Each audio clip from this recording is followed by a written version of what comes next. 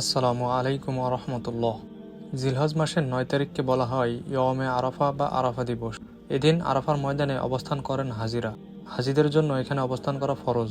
এটি হজের অন্যতম রোকন বা ফরজ। এ দিনটি হজের মূল দিন। এদিনের বিশেষ ফজিলত রয়েছে। এদিনে বান্দার দিকে রবের রহমতের জোয়ার প্রবল বেগে উচ্ছারিত হয়। অসংখ্য বান্দাকে তিনি ক্ষমা করে থাকেন এদিনে।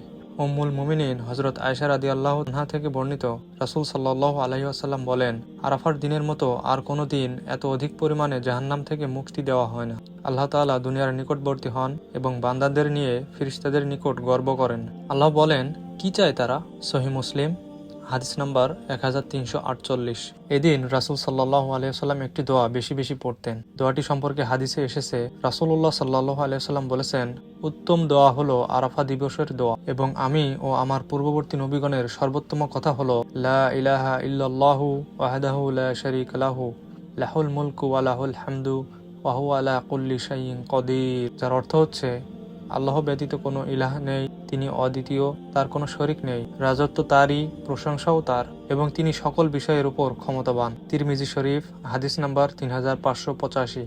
আরাফার ময়দানে এই দোয়াটি রাসূলুল্লাহ সাল্লাল্লাহু আলাইহি ওয়াসাল্লাম বেশি বেশি পড়েছেন।